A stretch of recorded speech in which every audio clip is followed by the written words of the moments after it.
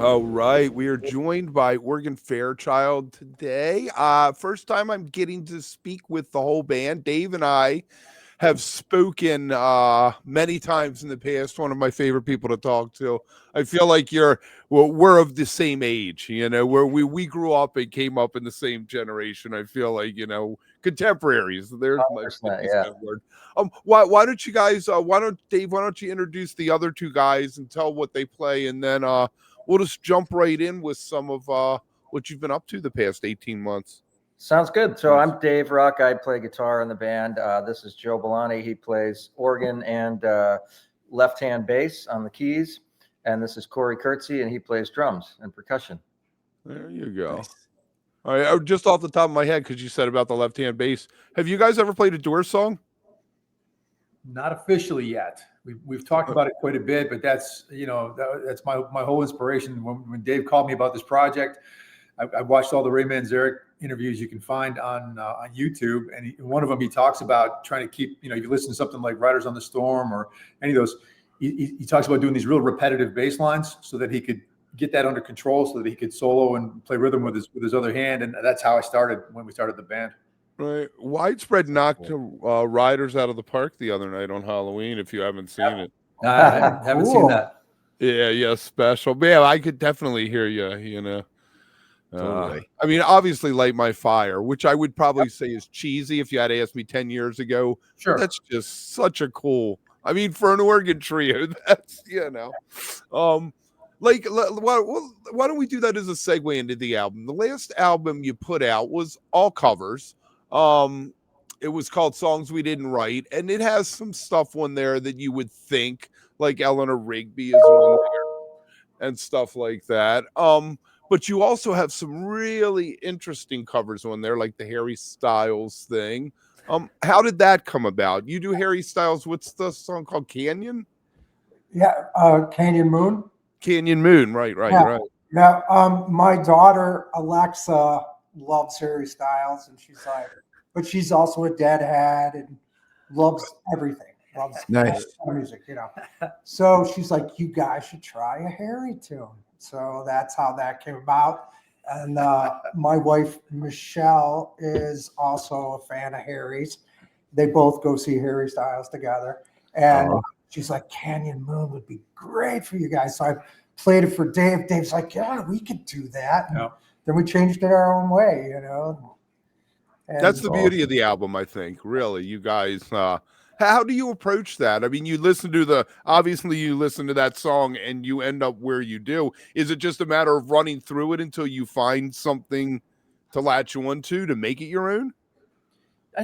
I guess since I'm playing two of the instruments, there's a kind of a repetitive process of just seeing like what works, and not all tunes will work in an instrumental format. At least we've found that to be the case. So I think it's a case of whether Dave or I can play the melody effectively, I think is a big part of it. And then can we build a rhythm underneath it that actually supports the tune and opens it up for improvisation or for jamming, that type of thing. So it's very much an iterative process for us, I would say. Yeah, or we'll say let's try a Latin version or Four on the Floor. It's and it's just fun. It's like there's we do Feel Like a Stranger, and we tried it and we're like, oh man, it's not happening. So I went to Steely Dan. I found this really cool groove, and then boom, it just worked great. Super fun. Yeah. Same with, there's a Bob Marley cover. Well, there's two Bob Marley covers on that album that you referenced. But the one, Them Bellyful, which was always one of my favorites, we sort of tried it in a pseudo reggae vein, and we weren't adding anything new to it. So Corey suggested an African beat. Right. Four on Floor African. And all of a sudden it just came alive. Bam. Yep. Wait, that is a very poignant song at this moment in this country, to say the least. I love hearing that, though, how like doing it reggae style is more like just kind of doing your own version of like a cover song, or like almost karaokeing it or something, or like doing it but adding something new to it and finding that new element makes it your own and turns it into something else and changes it, which is what it's all about. And that's really cool. And I love the Harry Styles thing too. That's so cool. Like kind of going outside your musical comfort zone or what you're used to doing or something, and playing something new and fresh and different and of the time that's like totally not what you would expect. But I love that Kevin and I talk about that all the time, that it's not like kind of with us, it's not just jam music. We like all music. And so it's fun to kind of get out of the box and talk about that and for you Right. to play that. That's really cool.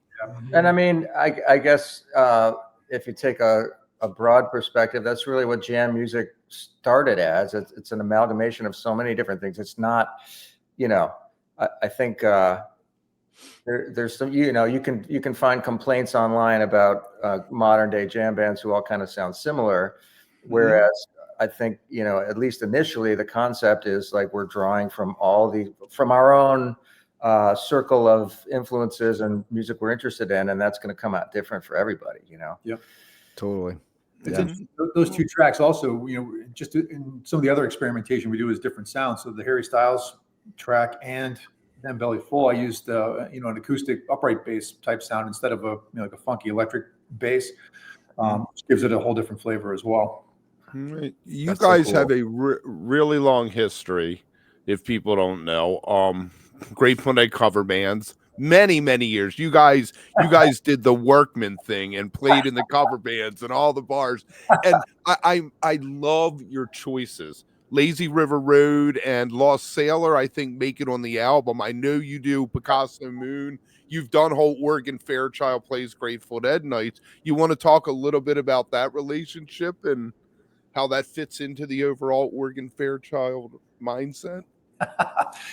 Yeah, that's just I think each of us have our own kind of, you know, like you said, the origin story, right? I think the way we all discovered the Grateful Dead was very unique and individual as well. You know, I didn't come from that kind of background. I grew up being classically trained on piano and you know, listening to the music that my dad listened to in the house, which would have been anything from, you know, old jazz and Tony Bennett and Frank Sinatra and anything like that, up to, you know, like more modern day type stuff I would hear in the house would be like, you know, like Captain Tennille and like poppier types of things.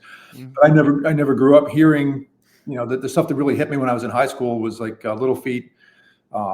Somebody handed me a copy of Waiting for Columbus one time, and I put on like, what even is this? You know, My life was never the same. yeah, and then I got into Genesis and Pink Floyd and Emerson, Lake and Palmer, and started, you know, finding some of that stuff. But I didn't find the Grateful Dead till I met these two guys. I met Corey completely by accident. I mean, you know, we talk all the time about what a thin thread, you know, your life can run on. Literally met him by accident, and then the next year their keyboard player quit, and I got a call and I joined the band. And then the next summer Dave joined that band, and the three of us ended up in a Dead cover band playing Dead and Dylan and Allman Brothers and the band and all kinds of just great music that I was never exposed to until I met these guys. That's when, you know, it's my end of it. That's fascinating. That's so cool. Like, it's a get totally introduced to a whole new genre of music. Yeah, By meeting somebody and joining a band. That's great. And now you're playing it. Like, that's crazy. That's so cool. yeah, I've been for, you know, 40 plus years. It's been just a great ride. Yeah, that's really cool. You was Halloween Grateful Dead this year?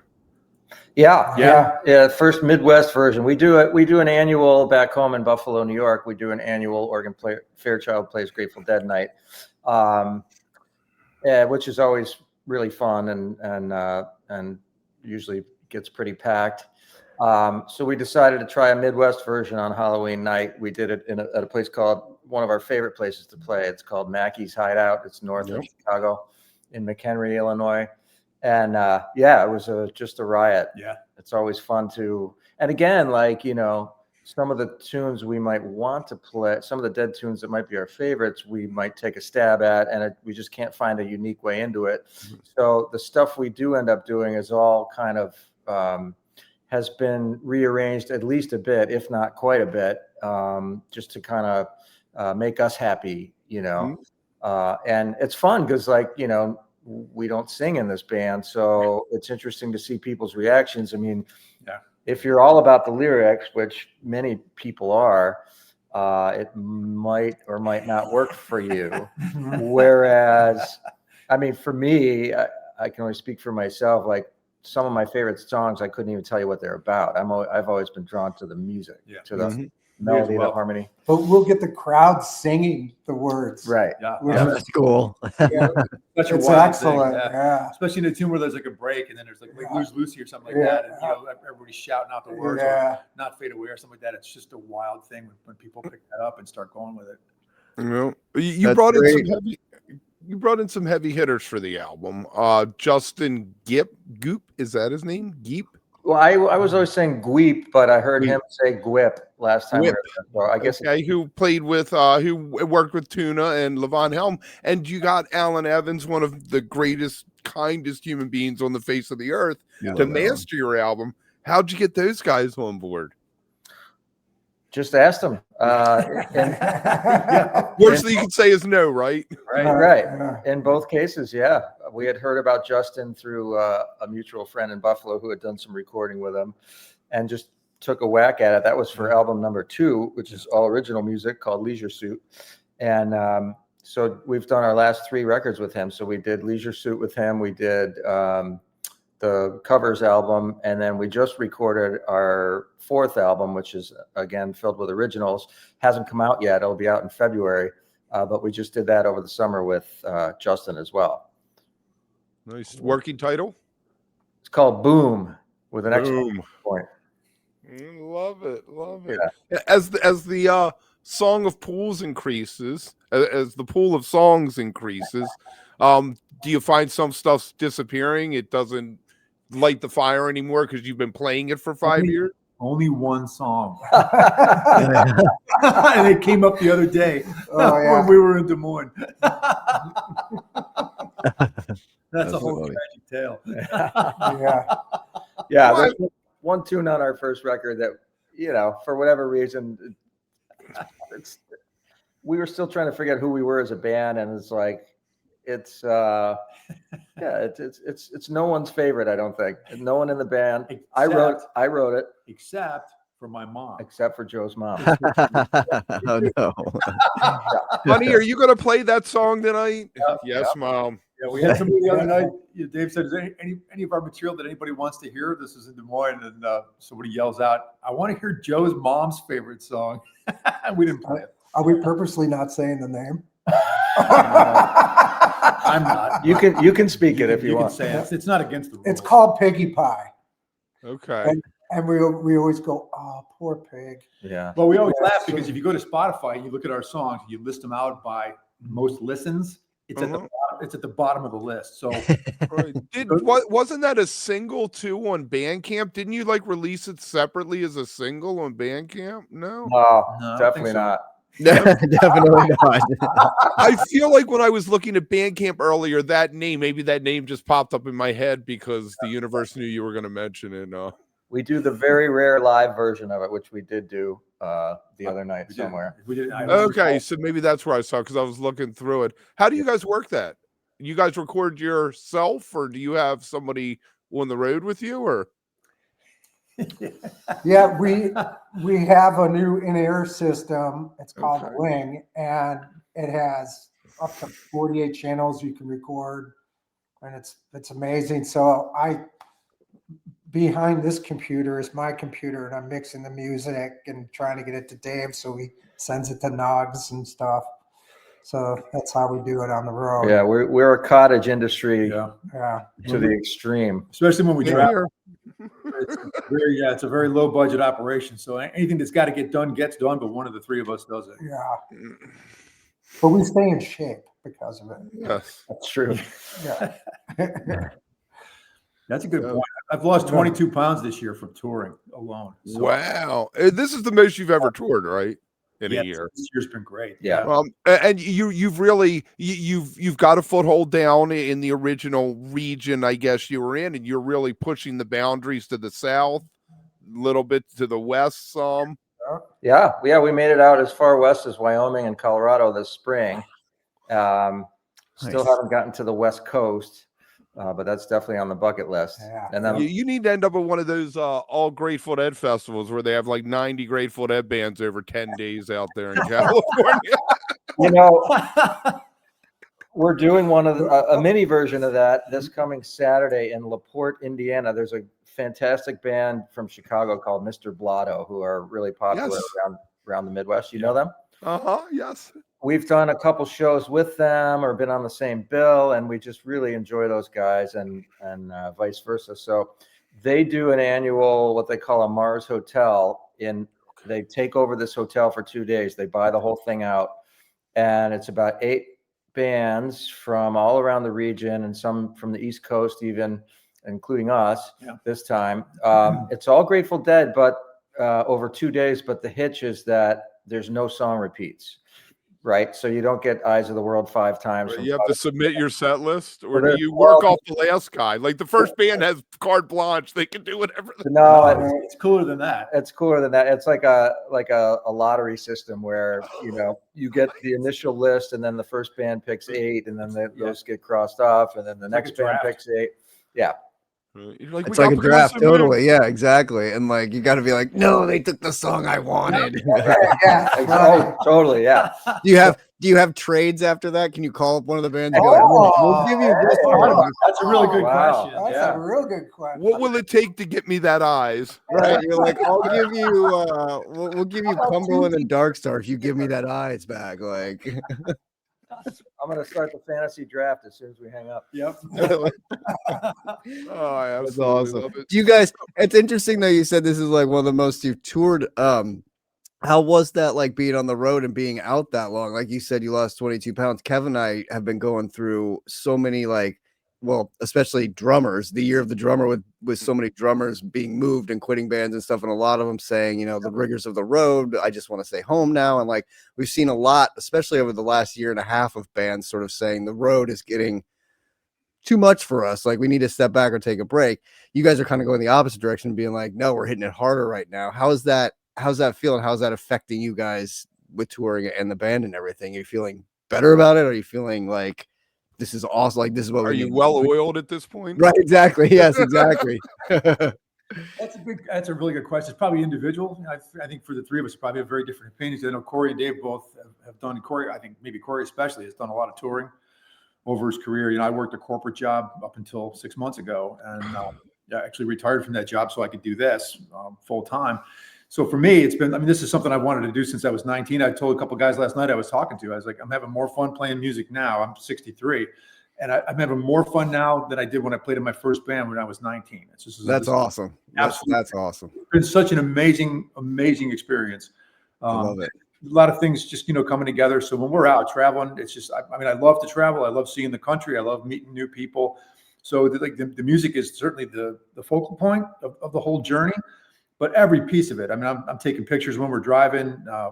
It's just the best. It's just been a really, really, again, I love it. My perspective from the keyboard department. It's cool to reinvent yourself late in life. I know when I was 50, we started this, and I love hearing that, though. That's great. Yeah. Well, and also it depends on who you tour with. That's a fact. Like I've been on the road with nightmare people. Yeah. And this is such a pleasure. Yeah. Well, it has to come through then too on stage and in the playing, right? When you're kind of annoyed or just like angry at other people, or like, oh, this guy's snoring is killing me tonight. I can't sleep, or anything like that, or like the way they are. But to get along and be like, oh, sorry, go ahead. no, I was just gonna say to get along and not be like, oh, the smell from the back seat is so terrible. But now you're like, oh, this is so fun. Everything's great. Like it's got to come through in what you're playing. That's funny. Those same two guys I was talking to last night, they said, like, what kind of reception do you get when you travel around? And I told them, like, the two main things that we hear when we walk off stage, either at a break or at the end of a show or something like that. The first one always is you guys really look like you're having fun and like you really get along. Like people always will say, like, we like watching the interactions between you guys and the communication. And I think a lot of that's testament just to the fact that we get along so well. And that at this point, after playing together for so long, like Dave can look at me and just like do a nod. And I know exactly what he's talking about in that moment, in that song. And we can just go do it.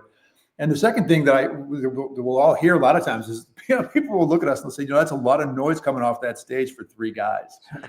Yeah, I do hear that. But yeah. The best is when like we open up for like a young band and we walk in and they're looking at us like, oh my God, can these guys play or what? Are they the dads of the actual band? Right. Yeah. Wasn't my kid on your hockey team? Yeah. Is it easier? Are you more nimble? Do you feel like you're more nimble being a trio? You've played in bigger configurations, all of you, right? Oh, the freedom's awesome. That's amazing.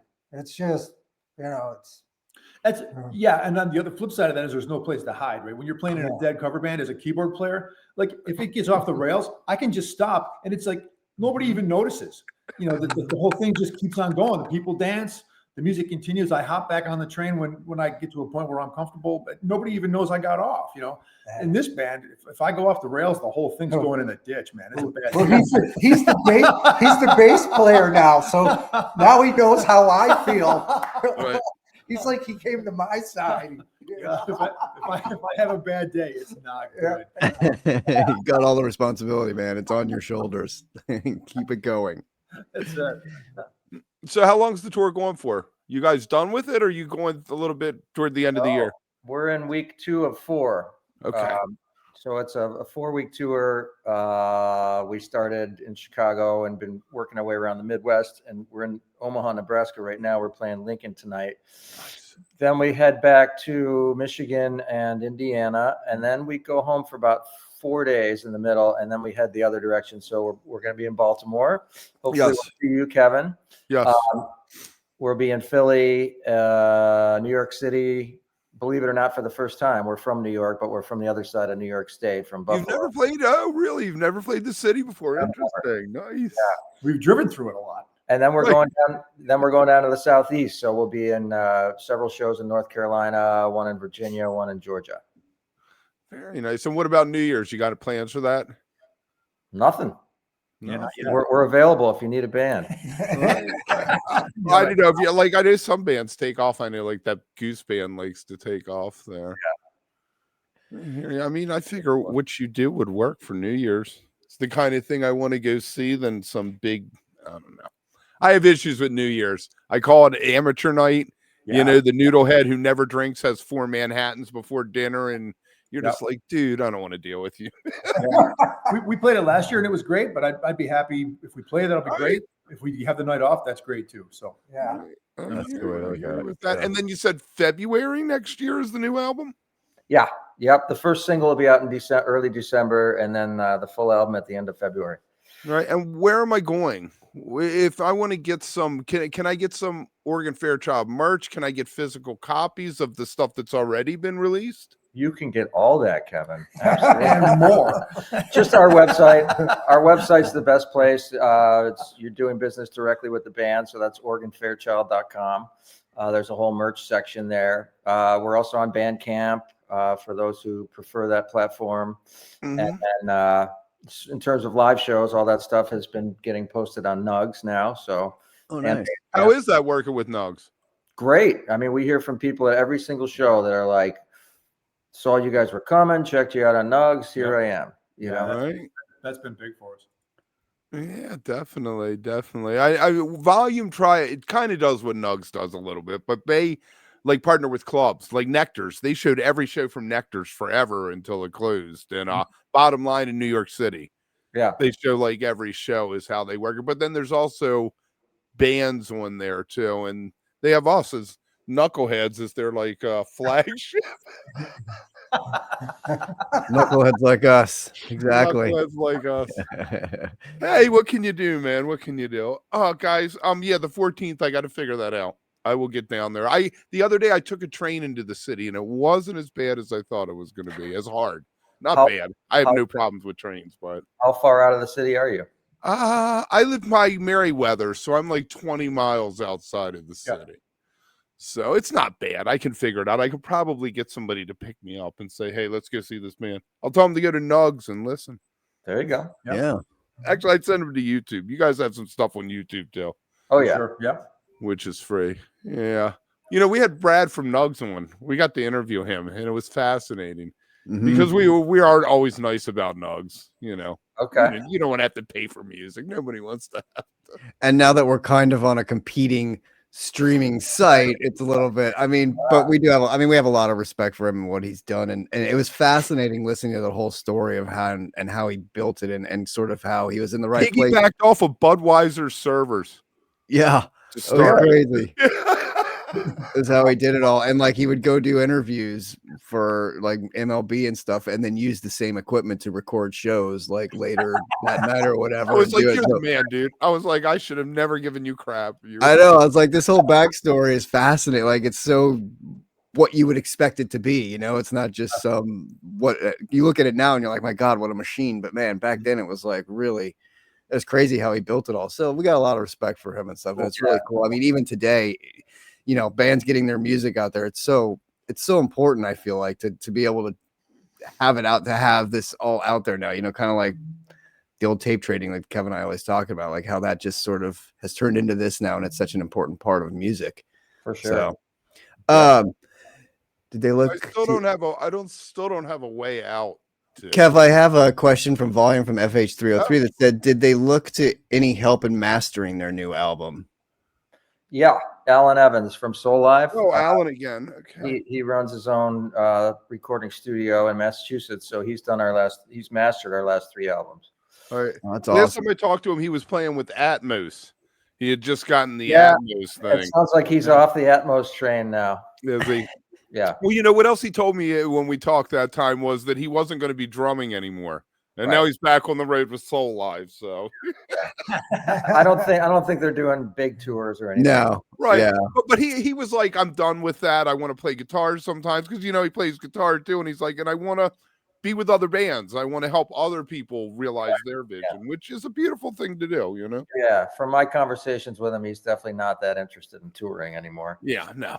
Yeah. He had the best. We asked him about the jam band label, and he said, as long as they buy a ticket, I don't care what you call me. Right. Exactly. That's not unreasonable. Yeah. And that's what we want to tell everybody before we get out of there. Make sure you buy a ticket ahead of time. We've seen like Spafford had to cancel a show. I know DJ Williams did. It's tough out there, and Happening every everywhere. ticket counts. Yep. It's happening everywhere for sure.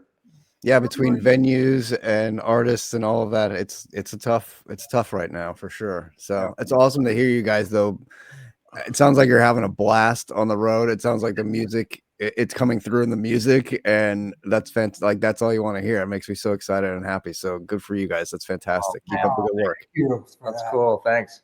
Definitely. All right, I'm gonna run something real quick just so I have a spot I can watch in the ending when I cut this. If you're watching this, make sure you like, subscribe, find us on Volume. If you're watching this on YouTube, make sure you go see Oregon Fairchild. Guys, thank you so much. It was great meeting the whole band finally. Dave, I will make sure I'm there the 14th if I have to put my thumb out. It's only down Liberty Road. And get to the West Coast sometime. Get out to LA. I'd love to. We can probably pick you up, Kevin, on our way. Actually, we don't have room in the van though. Right. With the equipment. I hear you with that, man.